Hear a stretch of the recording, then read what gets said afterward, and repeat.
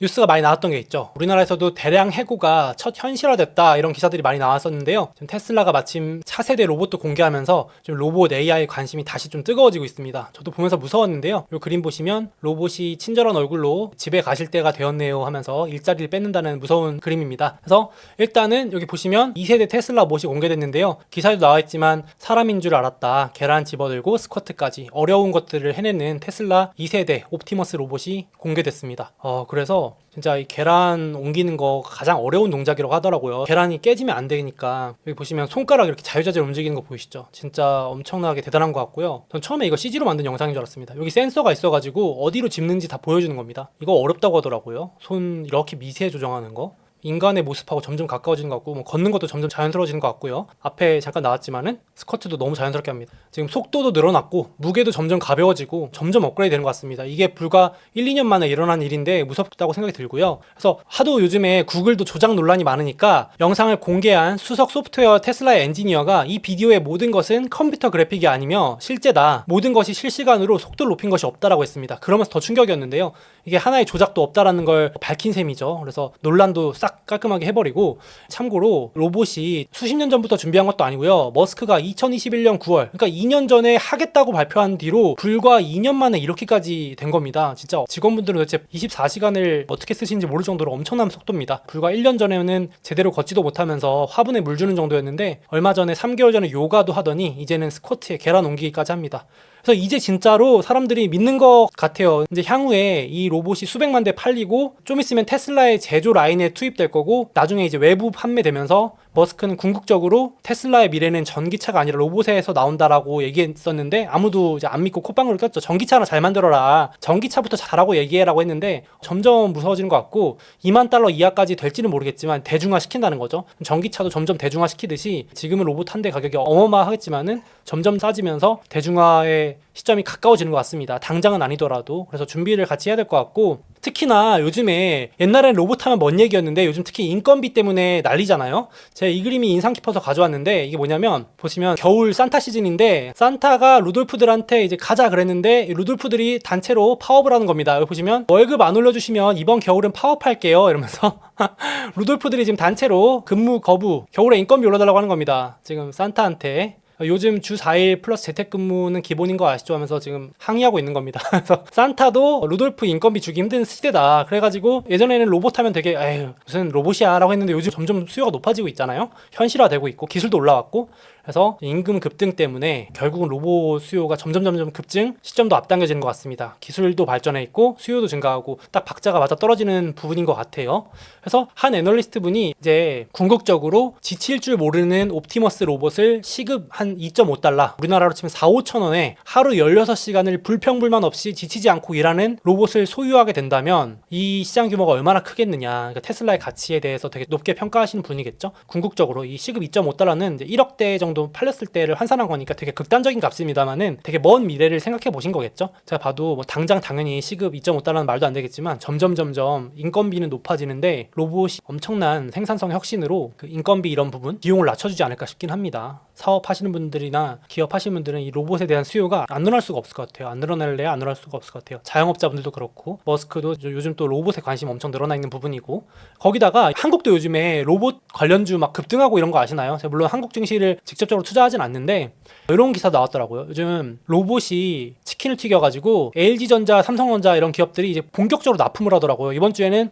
BHC에다가 튀김봇이죠. 튀봇을 납품했다고 공식적으로 발표를 했더라고요. 이제 그래서 아마 우리 이제 좀 있으면 치킨집에서 알바하시는 분 찾아보기 힘들어지고 점점 다 로봇이 하고 있는 걸 보게 될 것 같아요. 이미 하고 있잖아요. 그래서 교촌치킨은 이미 시범 도입하고 있대요. 시간당 최대 36마리 튀긴다 그러고, 그리고 좀 인상 깊었던 거는 요즘 로봇으로 또 핫한 기업이죠. 두산 로보틱스 대표님이 뭐라 그러면은 5년 안에 식당의 모든 튀김 조리 인력은 로봇으로 바뀔 수 있다. 회사 다니시다가 예전에 은퇴하면 치킨집 차린다 그랬는데 이제 그 치킨집에서 알바 안 쓰고 로봇 쓰는 시대가 곧 오겠죠. 5년 안에 모든 인력이 바뀐다라고 하니까. 근데 이게 뜬구름 잡는 얘기 아닌 것 같아요. 정말 바뀌고 있잖아요. 요즘 좀 가보시면은 로봇이 정말 많이 튀김도 굽고 있고 요리도 하고 이러니까 몇 년 전만 해도 진짜 딴 세상 같은 얘기 한다고 하실 수 있는데 이제는 현실적인 것 같습니다. 점점 인건비도 비싸져가지고. 그리고 우리나라가 진짜 치킨 공화국이고 튀김 공화국이라서 그런지 몰라도 향후 협동 로봇 시장에서 많은 수요가 튀김 로봇 로봇에서 발생할 거래요. 우리나라가 튀김을 좋아해서 그런지 몰라도 튀김 로봇이 인기랍니다. 그러니까 오죽하면 LG전자가 튀봇을 만들었겠어요. 튀봇. 이름도 튀김봇입니다.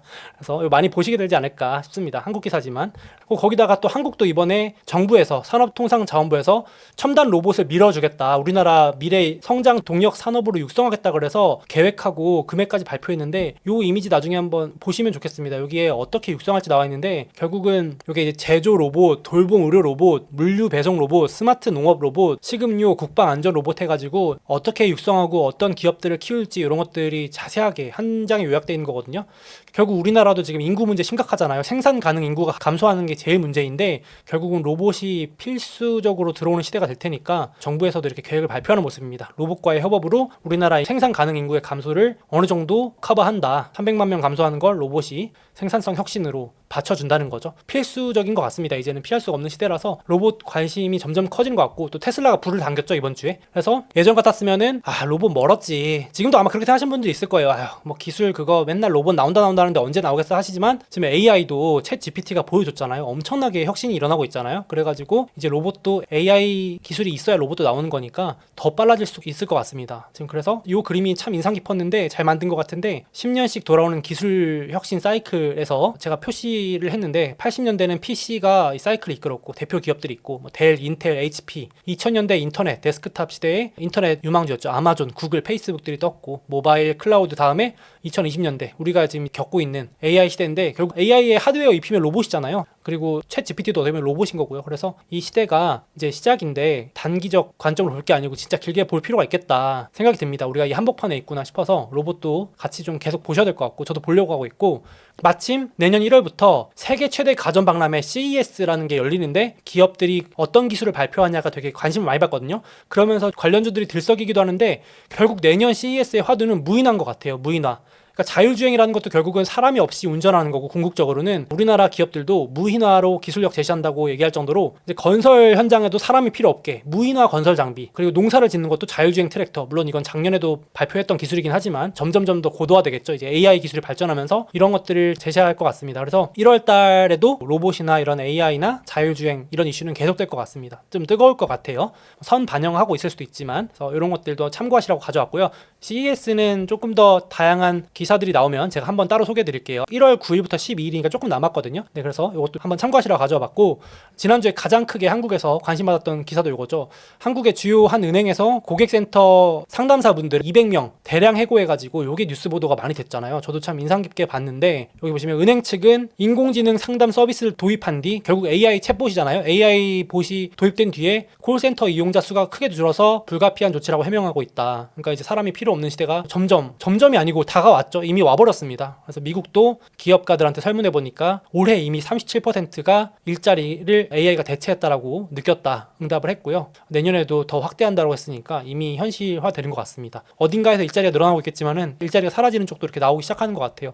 같이 공부하고 또 투자에도 반영을 해야 되지 않을까 싶습니다. 그리고 지난주쯤에 나온 기사인데 중국 대표 전기차 기업도 인력의 30%를 AI와 로봇으로 대체하겠다 그러면서 공격적으로 지금 AI에 투입하고 있거든요. 그래서 뭐라고까지 얘기했냐면 AI 기술이 조금만 따라와 주면은 2025년까지 관리직의 50% 사무직이죠. 관리직들 50%는 그냥 감축할 수 있을 정도라고 얘기할 정도로 무서운 전망을 내놨었습니다. 이 니오의 CEO가. 그래서 멀리는 2027년까지 AI와 로봇으로 전체 인력의 30% 대체할 수 있다 그랬고 지금 맥킨지에서도 보고서 낸 거 보니까 중국도 인구 문제 심각하잖아요. 고령화가 더 심각하고 중국도 출산율도 많이 떨어지고 생산 인구 감소하고 있는 건 우리나라랑 비슷해가지고 지금 AI와 로봇 자동화에 올인 중이라고 하죠. 국가의 어떤 생사 여부가 걸려있을 정도로 중요한 일이 노동력이기 때문에 또 인구 문제도 있기 때문에 지금 2050년까지는 90% 자동화할 정도로 장기 플랜 세우고 올인하고 있다고 합니다. 전 세계적인 트렌드인 것 같아요. 그래서 이것도 눈여겨보셔야 될 것 같고 그래서 지금 로봇 관련주들이 다시 관심을 좀 받는 것 같습니다. 그래서 로봇 대표 ETF가 여기 두 개가 있는데 이 두 개 중에는 위에 게 좀 더 거래량도 많고 규모도 큰데 둘 다 비슷비슷하게 합니다. BOTG라 그래서 보츠라 그래가지고 외우기도 쉽죠.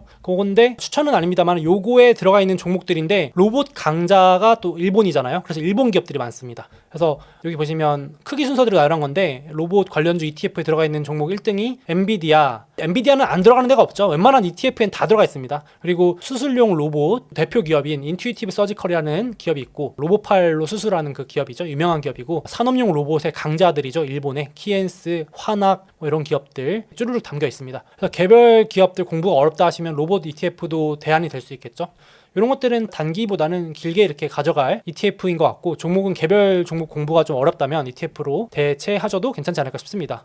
개별 종목은 좀 어렵더라고요. 로봇이라는 게 분야도 되게 다양하고 기술적인 부분도 있어가지고 그쪽에 대해서 잘 아신다고 한다면 개별 종목도 괜찮습니다만은 근데 참고로 여기 제가 보니까 아셨던 게 로봇 ETF인데 정작 테슬라가 없더라고요. 그래서 제가 테슬라 주주라서 그런 건지 몰라도 찐 로봇주는 테슬라인데 저 ETF에 테슬라 왜 안 넣어주는지 모르겠지만 테슬라도 이번에 로봇 공개했잖아요. 그래서 내년에 AI와 로봇 시대가 열리는데 지금 테슬라가 3년 넘게 박스권이거든요. 그래서 좀 박스권 뚫고 올라가줄 좀 재료가 될지 이게 당장 실적에는 아무 도움이 안 되긴 하는데 기대감이니까 시장이 좀 반영해줄지 봐야 되겠습니다. 테슬라 주가가 너무 조용하죠. 곧 좀 한번 크게 움직여줄 것 같은데 어떤 호재 악재가 나올지 어떤 뉴스가 나와서 그걸 핑계 삼아 움직일지 좀 기다리고 있습니다. 저도 위로 쫙 한번 가져오겠는데 돌아오는 주에 랠리 한번 해줬으면 좋겠습니다. 그리고 AI 시대 때문에 또 사이버 보안주들도 요즘 핫합니다. 사이버 보안 ETF는 외우기도 쉬워요. CIBR 이렇게 보면 사이버 느낌 나죠. 사이버 CIBR 그런 거 고려해서 만드는 겁니다. 그래서 거기에 들어있는 종목들입니다. 반도체 브로드컴, 시스코 다 그리고 여기 보시면 빅데이터 보안 기업들입니다. 사이버 보안 기업들. 저는 사이버 보안 기업들은 개별적으로 공부하는 게 어려워가지고 ETF로 투자합니다. 만약에 투자한다면 ETF로 하시는 게 어떨까 싶습니다. 이거 추천은 아니지만은 AI 시대에는 보안, 해킹 이슈는 필수적으로 따라붙는 것 같아요. 그래서 여기서도 계속 성장주들이 많이 나오는 것 같습니다. 이거 참고하시라고 넣어놨어요. 사이버 보안 관련 ETF에 들어있는 대표 종목 10개입니다. 그래서 한번 정리해봤고 참고로 지금 진짜 다른 기업들은 전기차 따라오는 것도 힘들어하는데 머스크는 로봇도 준비하고 있고 이번에 보니까 머스크가 스페이스X도 가지고 있잖아요. 이 우주 기업 이게 지금 시총이 200조 원 돌파해가지고 미국에 있는 50위권 기업을 따라잡고 보잉도 넘어섰어요. 그러니까 비상장 기업 중에서는 당연히 1등이고 지금 당장 상장해도 미국 증시 50등 안에 들어오는 거예요. 진짜 엄청난 것 같고 제가 보면서 진짜 몸이 몇 개인가 도대체 어떻게 일을 하길래 전기차도 만들고 로봇도 만들고 우주도 하고 거기다가 이제 머스크가 터널 굴착 회사도 가지고 있거든요. 보링 컴퍼니라 그래서 땅굴 뚫어가지고 아주 그냥 고속도로 차 막히는 거 해결하는 그래서 실제로 이제 터널 뚫리면 뭐 1시간 거리를 5분 만에 갈 수 있게 만든다 이런 기술을 가지고 있는 기업인데 지금 이제 곧 있으면 터널 뚫는다는 기사까지 나오더라고요. 이제 이렇게 해가지고 테슬라 부품을 지하 터널로 운반한대요. 그럼 다른 기업들은 이렇게 1시간씩 갈 거리를 머스크는 더 빨리 운반하니까 시간도 단축되겠다 싶던데 이것도 기업 경쟁력이 아닌가 싶기도 하고요. 다 연결되는 거겠죠. 큰 그림이겠죠. 이제 우주에다가 지하 터널 뚫고 하늘과 땅 밑과 뭐 전기차에 로봇에 AI에 뭐 안 하는 게 뭔가 싶습니다. 대단합니다. 이게 스페이스X 이런 것도 내년이든 내후년이든 상장도 할 수도 있고 이러면 지금 안 그래도 세계 최고 부자인데 더 어마어마한 부자가 되겠네요. 대단하다. 사업가로서 정말 대단하다 싶었고 갑자기 드는 생각인데 이 애플 생태계가 엄청나잖아요. 애플 좋아하시는 분들은 아이폰 사보시면 맥북도 좀 사고 싶고 태블릿도 아이패드 사고 싶고 이어폰, 애플 워치 이렇게 약간 애플 감옥에 갇힌다고 표현하는데 약간 나중에 테슬라도 이렇게 생태계가 형성되면서 테슬라 봇도 사고 테슬라 전기차도 사고 나중에 테슬라 우주선도 타고 다니고 이렇게 생태계가 형성되지 않을까 갑자기 그런 생각이 들었습니다. 이 그림을 보고 오늘 정리하다 보니까 약간 이렇게 패키지 테슬라 패키지인 거죠. 충전도 하고 이렇게 그림이 이뻐가지고 가져와 봤습니다. 좀 큰 그림을 한번 그려봤다 이렇게 보시면 될 것 같고 이 자료도 좋아가지고 AI 로봇은 결국 한 몸이니까 AI 사이클이 이어질 것 같다 하신 분들은 단기적인 주가 과열 급락 이런 거에 신경 쓰지 마시고 큰 그림 보시고 여기서 괜찮은 주식들 대표 주식들 모아가면 어떨까 싶습니다. 요거 다 합친 게 나스닥이죠. 결국에는 미국의 기술주들이 모여있는 나스닥이고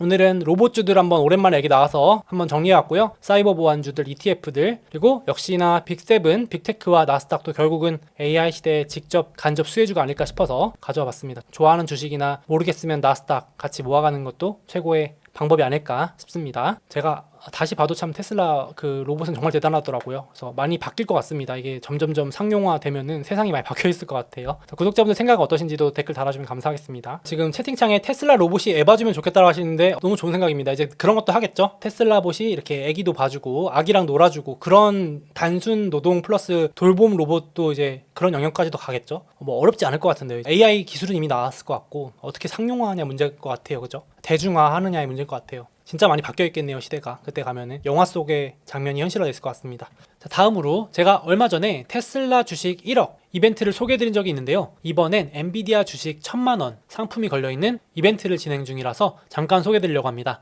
미래에셋증권 M스탁에 로그인만 해도 응모권을 한 장 받을 수 있고요. 또 해외 주식 매수 같은 이런 다양한 이달의 미션에 참여하셔도 최소 응모권 한 장에서 최대 수백 장까지 받을 수 있습니다. 그래서 저도 응모권을 받는 족족 이벤트에 열심히 응모 중입니다. 참고로 올해 받으신 응모권은 올해 12월 31일 자정까지 사용하지 않으면 모두 소멸된다고 합니다. 그러니까 엔비디아 주식 상품 말고도 다양한 상품들이 있으니까 M스탁 접속하셔가지고 한번 응모권 있나도 확인해 보시고 원하는 상품 꼭 받으시길 바라겠습니다.